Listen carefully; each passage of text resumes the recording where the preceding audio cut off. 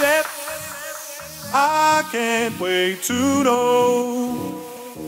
What do you think about things? Believe it, I will always be there, so you can tell me anything and I'll listen. Baby, I can't wait to know.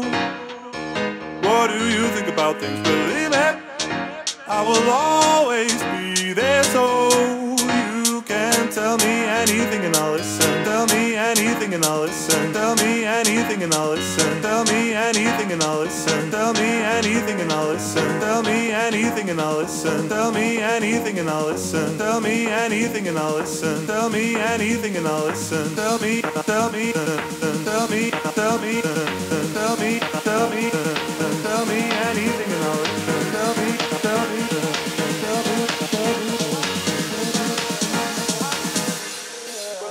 me.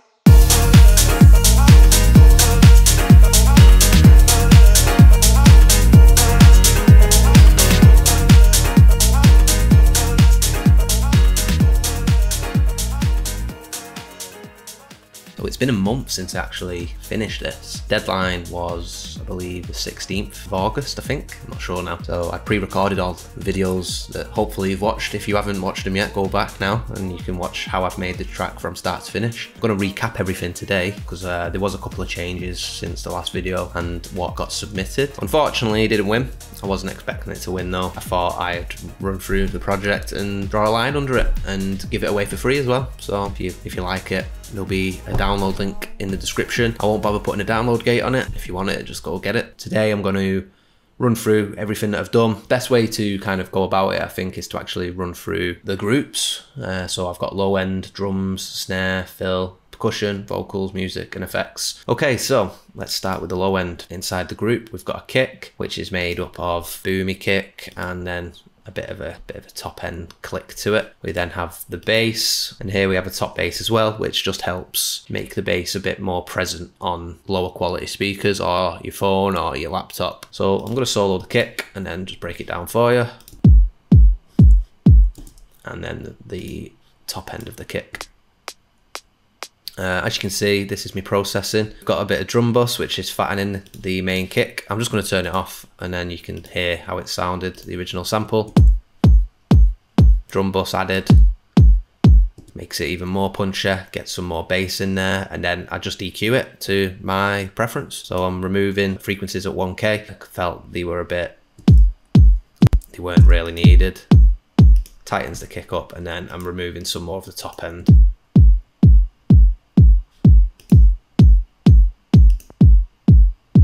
So I really just wanted the thump of that kick, and that's when I use the kick top to add the click and the transients back into the kick.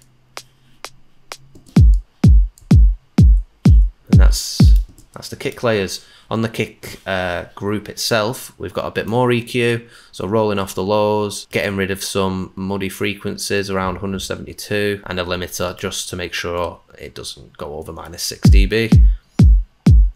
And to also bump it up 1 decibel just to make it a bit more powerful. Yeah, and that's the kick. The bass itself, so like I said earlier, it's made of 2 layers. So we've got the actual sub bass, and that is just a serum preset. I've added decapitator to it. Not a lot of drive being added to it. So that's the clean sub, the clean serum preset. Now with decapitator on. Just adds a lot more presence to the mix. I'm doing a cut at 40 Hertz, just getting rid of any of the sub frequencies that aren't usually heard. There's no need for them in there. It gives me a bit more headroom to work with.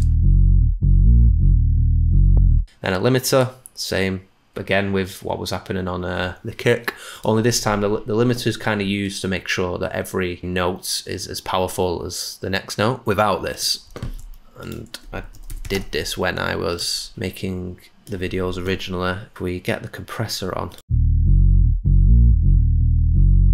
you can see here that there's certain notes are more powerful than others. With the limiter on, that just makes sure that everything is the same level, and that way keeping the sub consistently powerful. So that's with it on. that's with it off. And that's just helping me get a much tighter low end. Kickstart, the second preset, classic chain. What I do, I put kickstart on the kick just so I can see the shape of the kick and how long it is, and then I can decide then how much sidechain I need on other elements throughout the track. So you can see the shape of the kick here. At this point, this is when it is starting to fade out. I felt that that was too short, but this one's decent enough. Use that one for example, but I felt that this one worked pretty well. So yeah, that's a little tip. If you've got a kickstart, put your kickstart plugin onto the kick itself, and then you can work out which settings best to go for, so you can get a proper side chaining going with the kick and the bass. And then I've got this other EQ that's just a filter that happens throughout the track. I think it's mainly used at the start, yeah, just to kind of filter the track in, filter the bass in, sorry. And yeah, that's the bass. Then we've got the top bass, which is a similar thing. So we've got a serum preset. I'll turn everything off so you can hear how the serum preset sounded at the start. This is a wider bass, so we've got the unison up to 3, and then we've got detune happening, so it's not a completely mono bass. Right now there is some low end in there, so that's why it sounds a bit weird, but with the EQ getting turned on later, that's when it cuts out those low frequencies, so we have less issues. And again, the reason I've made it wide is just so it's a bit more present on lower quality speakers. The next thing in the chain is the captator again. So that's it with it off. And with it on. Then the EQ to get rid of the low end. To kickstart again, same one as before. And then again the EQ, which is being used to automate the intro of the track. And together with the basses, they sound like this.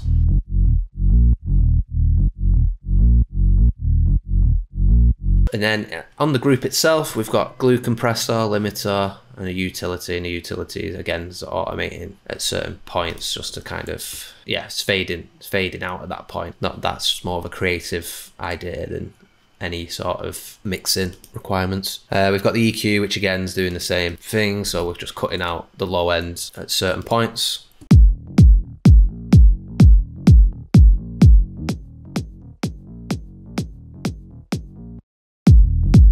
And yeah, that's the low end. There's not really much more to tell you about it really. It's a similar pattern throughout the track. I think it is literally just a 8-bar loop. I don't really mix it up that much other than, you know, cutting it out in parts, and yeah, that's the low end. Next up is the drums.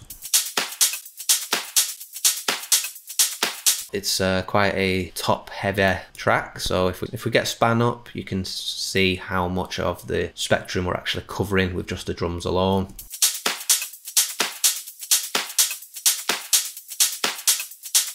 So yeah, let's start with the claps. What I'm just going to do, we do have a bus happening as well that everything in the drums is going to, so the room reverb. I'm just going to turn it off for now, and then we can talk about the room reverb afterwards. So that's the complete dry signal, or it should be. There's some reverb on the actual hi-hats, I believe. Yeah, okay, cool. So let's start with the claps. So again, we've got quite a lot of claps actually this time. Very rare that I have 4 claps. Sometimes I just use 2, maybe 3, but 4, oh, that's a new one. So top player, let's listen to that. Yeah, it's a clap. I don't know what more to tell you. We've got OTT, EQ8 and some limiter happening on it. So that's a complete dry. With OTT added. Just add some more top end to it, which then for some reason I'm then taking back down. The OTT is also making the sample sustain more. If we turn OTT off, you've got to get more of a kind of hiss at the end, which I liked. And the limiter, I think that's just making sure that the peak of the clap didn't, the transient of the clap didn't go too high. I guess that was added near the end of the process when I was mixing the track. I felt that the transient of this particular clap was causing me issues, so that's why I'm squishing it with the limiter. Then we've got some snaps, which I think, yeah, these are from the original track itself. and I've not even EQ'd these. I've just added some ozone imaging to it, which is pushing it wider. So this clap is in mono, this one's in stereo, so we're getting some more of that stereo imaging in there. Clap texture, that's not even a clap. So I've used a shaker here to just add some more flavour to it, kind of like Foley, Foley sound. And then the snare at the bottom, which again is not even EQ'd. And then all together, we get that full sounding clap. Look at all that. It's literally taking up from 300 hertz all the way to 20k, and then this is when we're EQing it as well. So I'm actually using mid-side mode in the EQ because I know this sounds in stereo. I wanted to EQ the mono and sides completely differently. So this is the mono EQ. So I'm just completely removing any frequencies below 245 hertz. And then stereo, I'm more or less doing the same kind of thing, only it's a little bit higher. I'm getting rid of some of the high end as well. Yeah, filter on top, which again is just something that's automated at certain points, I believe. Let's have a look. There you go. So we're filtering the clap in. And yeah, that's the claps. Next is a shaker. Nothing fancy here. I've not even EQ'd it. So, and then again, auto filter, which is doing the same as before, filtering in at this point. Open hat. It's actually a loop from a pack because I quite like these additional bits. This also has its own kind of reverb that I also liked at the time. So what we're doing to it, let's turn all the processing off so we can hear the full thing. First thing I did, EQ. Cleaning up the sound, so getting rid of the low end that wasn't needed. There was some resonance happening at this point, so that's being cut as well. Next thing was auto filter. Again, that's just this part here. Kickstart, just so these extra bits didn't interfere with the kick, and also because there is reverb on it in the sample itself, I wanted to make sure that that reverb was also being sidechained with the kick. And I believe, yeah, so I've gone for a different setting here just because, again, it's not always going to be hitting when the kick hits, and I wanted a little bit of it to come through, so that's why it's 70% and also fading in a bit earlier than the kicks and the bass were. Auto pan. So I use this auto pan trick to control like transients sometimes. So if we listen to it at this point, you can hear it's quite short and snapper, and then when the drop hits, we open it up again and get the full sound. And all I'm doing there is automating the amount. So I've set it to 1/8. Yeah, and that's it. It's a really simple trick that I do on these kind of samples just to tighten them up. I know you can do it with the transient tool here, but I've actually done it already. So if we listen to this part, I could have just done it that way, but that's something else that's happening here. So we've got the transient down to 50, and we've also got that effect on with the auto pan that's helping it. And then a utility at the end, which again, just fading in and out at certain parts. There's another layer to the open hat, so let's listen to that. Oh yes, okay, so this one is actually a sample from the reference track, which is John Summit's Deep End. What I liked about this bit was it wasn't just a simple open hat here, there was an extra element to it. And then this one again, so there's two parts to the sample really. And yeah, that kind of just helps the open hat I add. Again, not a lot going on here, EQ and kickstart. High end, technically this is the high end, but these are more kind of like the closed hats and tops. So we've got some real closed hats, and that's been EQ'd to Kingdom Come. So you can hear that a drummer has played that. I'm going to turn these off just so you can hear the dry signal. So get the EQ on. I just really wanted that 10k bit to come through. Then we've got a tambourine. Didn't even bother to EQ that one, and a shaker loop. And then all together. And then in that group we've got kickstart.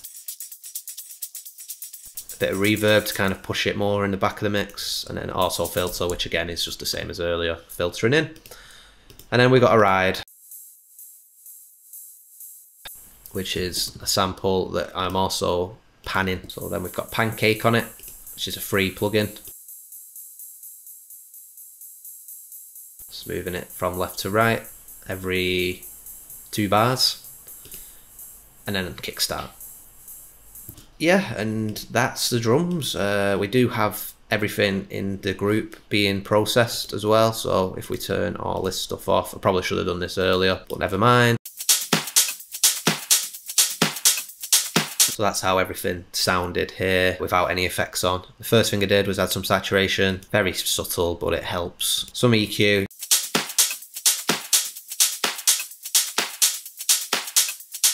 And then auto filter, which is happening everywhere basically. Yeah, and they're the drums. They're actually being sent to my room reverb. So if I turn this back on. So what I like to do to kind of make things feel a bit more together is I like to create this, what I call a room reverb. Basically, I send the majority of my groups into it to make it sound as if it's actually being played live. If you were in a band, for example, and you're a drummer and you're playing the drums, if you're in a big room, it's going to sound a lot different than it is if you're in a small room. So that's kind of the logic behind it. Not that you need logic really when you're making music, but if I turn everything off and start from scratch, so the drums are going in,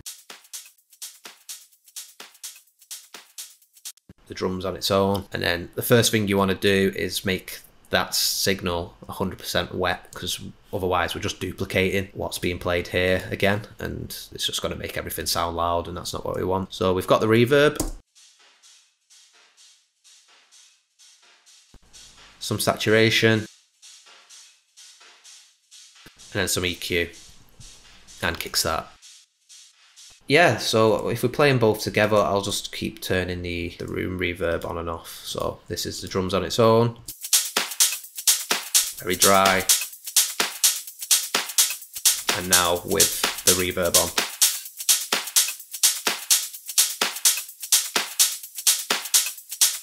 And yeah, I just liked it. So that's the reason I did it. And as you'll see as I go through the next couple of groups, you're going to hear how they all sound when they're also put into the room reverb. Next, we've got a snare. We've got the utility, which is automating the fade-ins, kickstart. And then we've got some EQ, which is just, yeah, nothing fancy with the snare. Is the snare going into anything? No. So I kept the snare out of the room reverb. Fills, it's not even a group really. So just kept, is it just one fill? I thought I used more fills. So yeah, this was just from the original sample. The remix stems worked very well there. Not a lot going on, some EQ and kickstart. And then we've got the percussion group. The percussion, to be honest, is from the original track. So the original stems I got, there was some drums.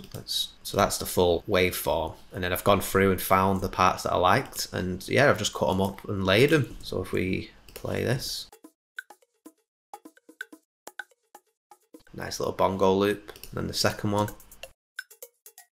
It's like a cowbell and a rim shot. So yeah, all I've done, got rid of parts that I didn't like and rearranged stuff, looped stuff. Yeah, this is all I did with the original samples. There's some EQ and kickstart like always. And then I felt like in certain parts where there isn't a gap, that's when I've added some additional percussion. I've just EQ'd everything, nothing fancy going on. Some saturation through decapitators being applied to the full group. Some EQ, auto filter, filtering in parts, and yeah, that's the percussion. Obviously with this percussion it's very choppy, so this is where the benefit of using the room reverb comes in. You could just put reverb on this, but having it go into the room reverb helps gel the percussion and the drums together.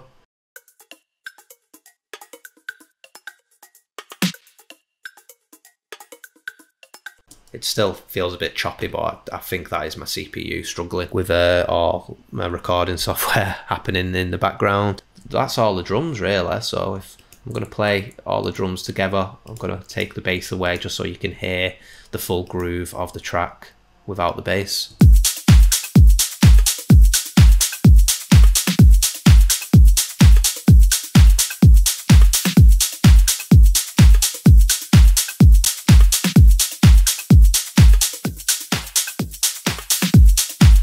Next is the vocals. So obviously this is part of the remix pack that I got, and I've picked out the parts that I liked, cut them up, rearranged the track, removed the parts that I didn't like, and yeah, I can't really go into more detail about the arrangement.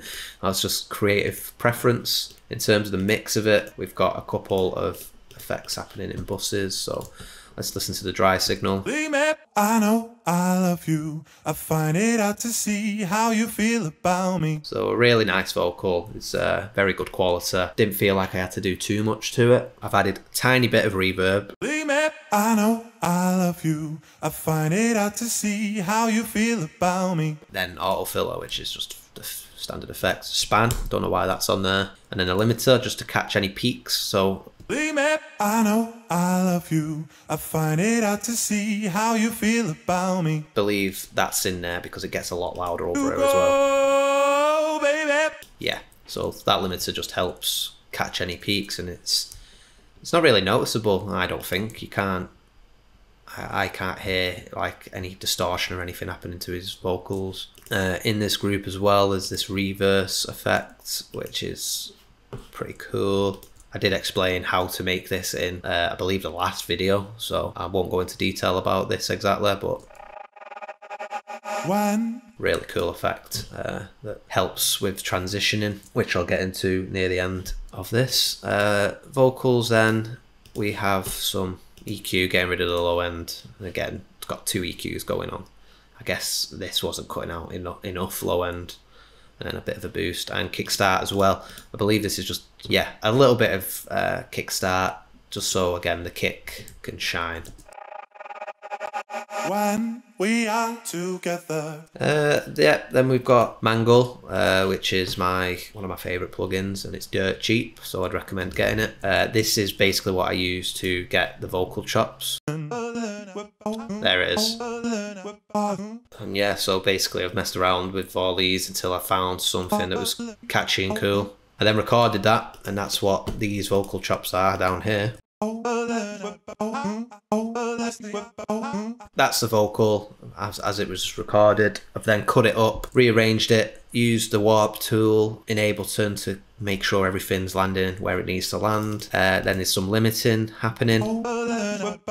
Quite heavy limiter actually. This compressor's not actually doing anything, it's just so I can visually see what was changing with the limiter.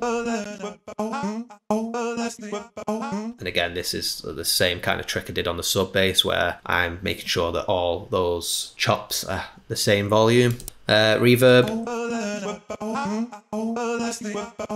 kickstart, getting rid of the low end with EQ, utility, which is just a fade,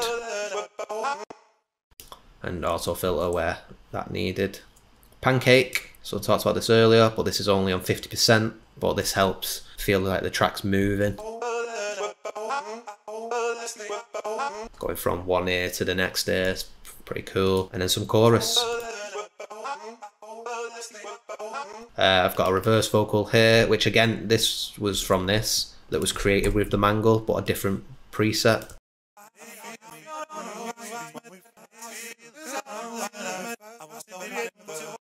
And there was that specific part there that I liked. Oh yeah. So that got thrown in there. That's the only part of it I used, but it was it helps. So it just was a great kind of fill, worked really well. It's quite loud there, but in terms of the mix it worked because everything else is cut off, and that I wanted that to be the centre of attention. And yeah, those are the vocals. There's nothing happening on this group other than it being added to the room reverb. So even though some of these elements had reverb on them already, I wanted to put it into the room reverb so it went with everything else. And yeah, that's the vocals. Next is the music. What is the piano made of? The way this is working, I am using scaler because I was using these chords. So when you actually look at the MIDI, if you've not used scaler before, this might be a bit confusing. Basically, So some of these notes, I believe it's these notes are all playing chords. So if we actually open Scalar up,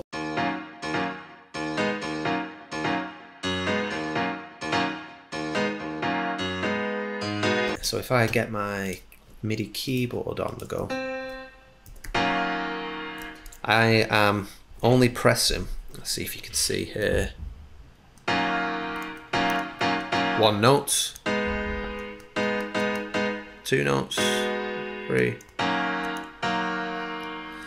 and on Scalar they're just linked up here. So when I'm pressing A on the keyboard, it's hitting this E flat minor 9, then we've got A flat minor, then we've got A flat minor 7, which is being pressed there, and so on. That's the benefit of Scalar. Scalar's got this really cool feature where you can create chords, and then if you can't play the keyboard like I can't, then you press one note and you're effectively pressing 5 notes. So it's really cool. So one note's controlling 5 notes and playing a full chord. The actual VST itself isn't playing anything, it's muted, so then it's being routed to Analog Lab, which I like to use for my pianos, mainly because I'm paying £10 a month with Splice, and the piano quality of it I think's really good. Can't complain when you're paying £10 a month. So if I solo them both together,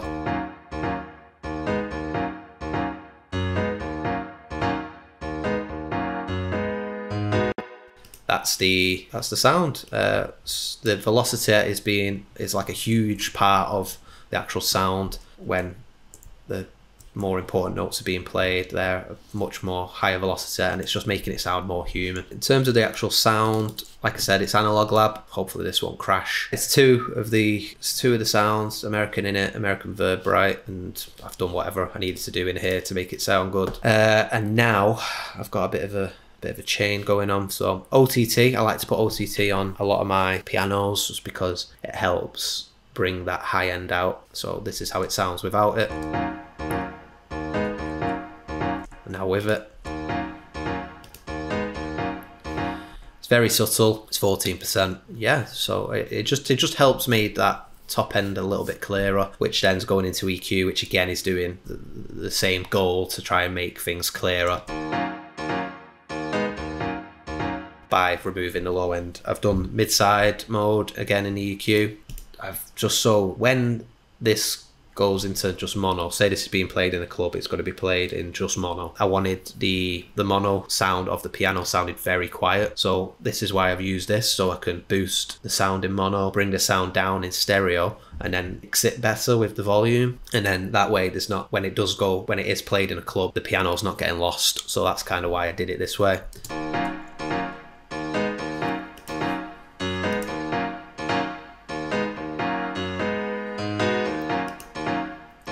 Pianos can be a pain in the ass when it comes to mixing for mono, so that helps. Yeah, there's not much more I can say really. I'm not an expert when it comes to mixing. This is just something that I did that I felt made it sound better overall. If you've got any tips for me for mixing pianos, then please fire them away. I'm happy to learn. I need to learn basically, because I'm using pianos a lot in my songs now. And obviously I want it to be the best it can be, like we all do. Next thing is the delay. It's only 10%, just adds something to it, some reverb. Now this one is an effect that's being applied at certain parts, so it's best to hear it over here.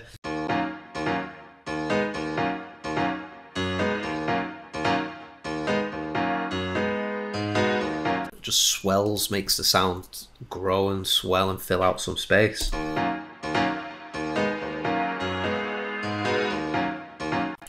Yeah, just again, that's a creative choice.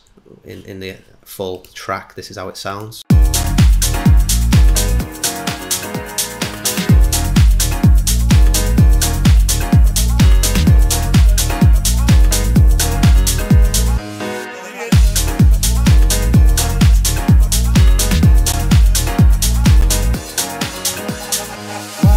It helps with transitions and stuff. Auto filter, more EQ, getting rid of some more of the mono sound, and then spans on here as well. I guess that was to shape the sound.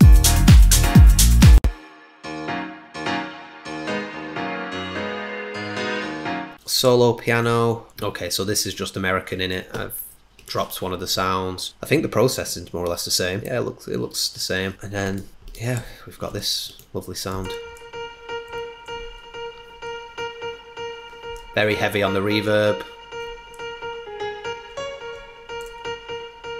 Yeah, that's a solo. So with the reverb, it's actually 40% wet. The main reason why is I didn't want it to stand out too much. I wanted it to be a solo, but not so much one of them massive guitar solos that's right in your face. I wanted this to be something that sat in the back of the mix a bit more. Personal preference. And then the piano's going to its own send. So I didn't want the piano to be part of the room reverb. So that's why it's here in its own. So if we solo this.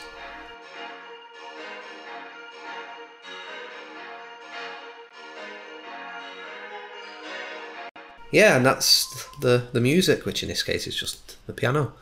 Next group is the effects, and there's quite a lot here actually. I think this is probably one of the most FX heavy track I've done. There's a lot of layering going on. So if we quickly run through, there won't be a lot of there's practically there's no EQ on any of this other than the group. That's just how lazy I've been with it. But it worked for me. I'm sure there's some sound engineer crying looking at this, but yeah, let's go through the sounds.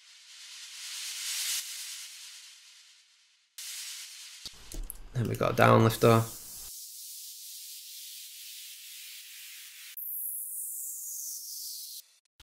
Crash.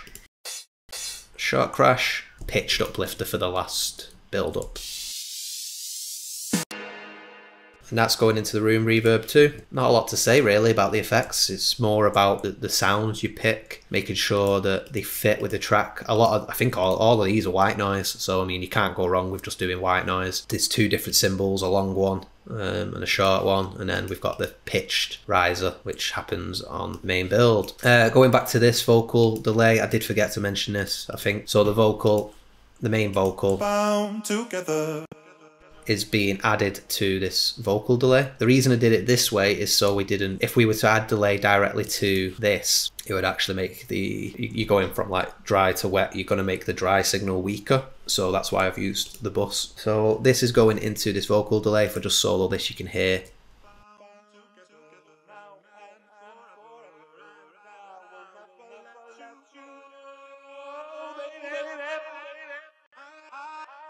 Yeah, this was done to kind of fill in the spaces and obviously just to make the vocal cooler. So yeah, we've got 100% dry effects happening. It's on ping pong, so it's going from left to right in your earphones. This compressor bit's cool because what's actually happening is I'm sidechaining this bus with the vocal itself. So what that means is when the vocal is playing, when it's loud, when he's talking, the vocal's going to get ducks. The delay's going to get ducks underneath the vocal, so the vocal still shines through and you're not getting delays like playing over the top of one another and making the vocal messer. That's a cool little trick to do if you're messing with vocals and delay. I can't wait to know. So you can hear it there where like the delay is very quiet here. It's still there, it's still in the background, but then once it starts to have a bit of space, the volume is then brought back up. I can't wait to know. What do you think about things? Believe it. And then we've got this chorus, yeah, Blanc effects in chorus, and then kickstart again. So yeah, that's the project. I'll quickly talk about the transitions because that's important too, and it was requested. So we'll start right at the beginning. So we've got the DJ intro into the intro. Let's see what's happening.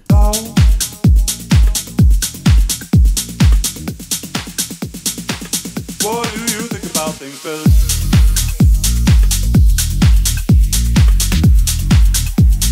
What's happening here to transition between the DJ intro into the main intro? So we've got the bass that's being filtered in, both of them. We've got the device being turned on, and then it's also slowly bringing more of the low end in. The reason it's getting cut off there is because we're applying another low cut to it here. So I still wanted some of the bass to shine through, and it wasn't doing there, so that's why that's cut off. And then obviously that's going from this sound. So there's a bit of an impact happening there. The drums, there's nothing happening, I don't believe, in terms of anything changing, other than we're then bringing in a bit more of an open hi-hat, which that John Summit open hi-hat, which is also giving the track a little bit more energy when that bit comes in. The snare is the main thing that's bringing the transition in. That's fading in. What do you think about things, Bill? And then we're using this vocal, which is also one of the important parts of this transition, using a delay on it. So that delay effect I was talking about earlier, there's some automation happening, so it's not so busy there, and then it's a bit louder at this point, which helps with that transition. And then obviously your effects are what helps move a track from section to section, so it's really important that you find some good sounds that you can use to What do you think about things, Bill? That you can use as things to sweep into the next section, like this.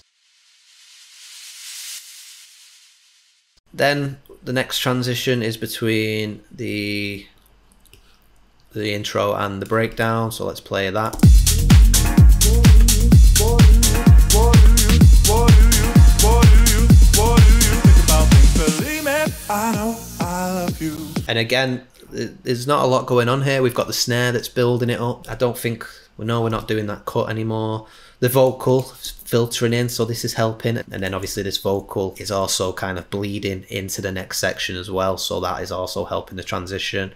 We've got the effects, which again I said earlier, they're very important when it comes to transitioning between parts. The piano's also filtering in at this section. And this is actually, the reverb here is also bleeding in.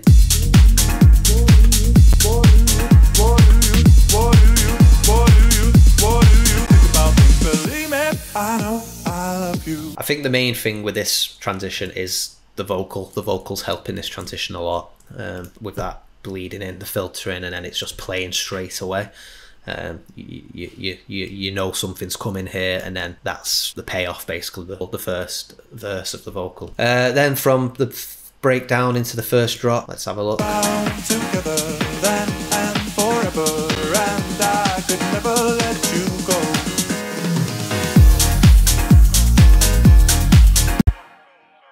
Right, so here again, using the snare roll, obviously.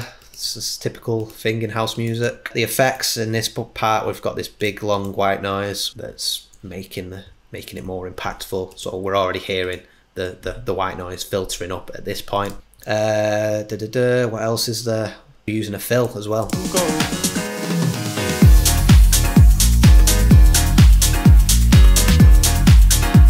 And as I said, we've got that vocal effect happening as well.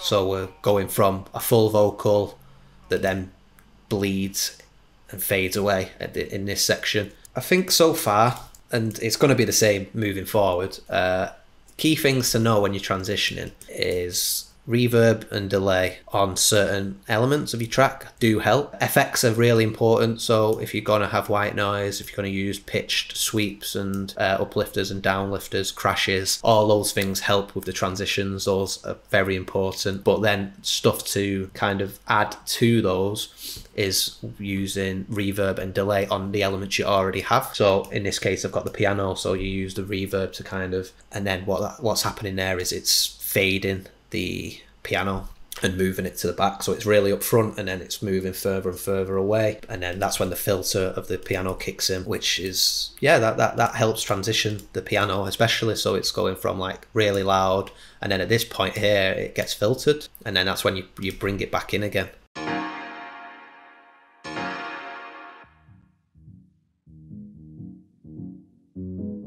It sounds a bit abrupt there, but it works in context of the song. And like I said, doing it on the vocals is also a major part. Any more? Yeah, the reverse one over here is really helpful.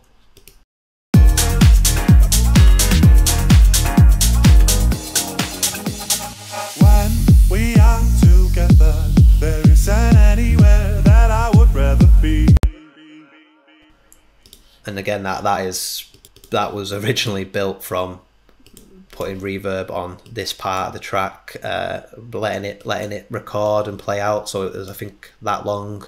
I've then reversed it back, and then that's when you get that sweeping effect with the vocal. So it's almost it's almost its own kind of effects, but it's built using the vocal. So that's why it blends very well. So this is what I'm saying. So find some effects that are good in like general, so the white noise, the cymbals, and then wherever you can, using the elements that you've got in the song, try different things with reverb, echo, delay, and then reverse it. And then that way you can take what you're using as the main parts and then treat them almost like effects. Anything else to talk about with the transitions? So did I do it on here? Oh, I didn't. Right, this should have been done. I guess I've gave up. This might be why I didn't win. But another good tip for transitioning is you can use a utility on your master. Basically what you need to do is, and I do normally do this, I've just not done it in this case. I guess this was because the deadline was very tight, so and I did want to submit it, so yeah, I've just missed this. But basically what I've just done there is, if we open this up fuller, we're automating the volume. I'm gonna just make that 1.5. And then we could also automate the stereo width. Now this really helps when it comes to drops. So what's essentially happening is we're making the stereo image narrow. At this point with the breakdown, with the piano playing the vocal, everything's going to be very wide. As the build-up's happening, if we start bringing things into the center, and then when the drop drops, everything's back to normal, then it makes the drop feel even more impactful. So let's have a quick listen. I will never forget. Cause even though I didn't know you yet, we were bound together then and forever, and I could never let you go.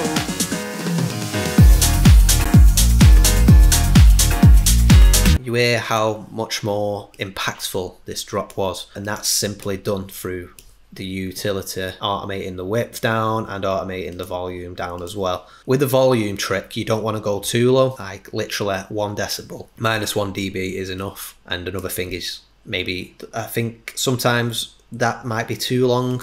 It might be better to do it in 8 bars, so make that 0, and then it's only being filtered down at that point. Again, it's different from each track, but this effect does help. And like I said, it makes the drops much more impactful. But be careful, you don't want to go completely narrow with it, because then it sounds very odd. If we have a look at what I've got on the master chain, again, I didn't spend a lot of time on the master just because I wanted to get this done and meet the deadline. I think I submitted it at 11 o'clock when the deadline was midnight. I don't know, it was very, very late. So first thing is, I've got Lufticus, that's how I say it. If I'm pronouncing it wrong, let me know. And this is just giving the high end a boost, and yeah, anything above 2.5 boost. I am then bringing down the trim because for some reason when you boost some of this stuff, it makes the rest of the tracks very, very loud. But this helps with the high end a bit. Then it's going into Ozone, and then I use Ozone 8 just as my main mastering tool really.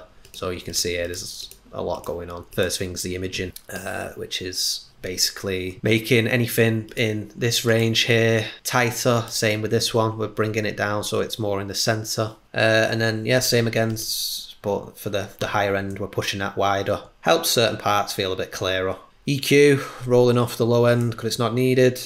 A bit of a boost, getting rid of some of the muddy frequencies here. Not even doing anything there because that plugin Lufticus is doing it. Dynamics, so this is the compression part. Very light compression happening, and it's being paralleled, so it's not really that noticeable. Taking a bit of the high end out, and then the maximizer just to get it as loud as it can be. And then I'm using the Ulean loudness meter to measure how loud it actually is, and I try and aim for around -8 LUFs. Well, I got it even lower than that. Or higher, sorry, got it to -7.5, which is very loud. Yeah, and then BX Solo. These two plugins aren't doing anything. These are just things that I use to check the track as I'm going. So this is mono mode. And then this is how the sides alone sound.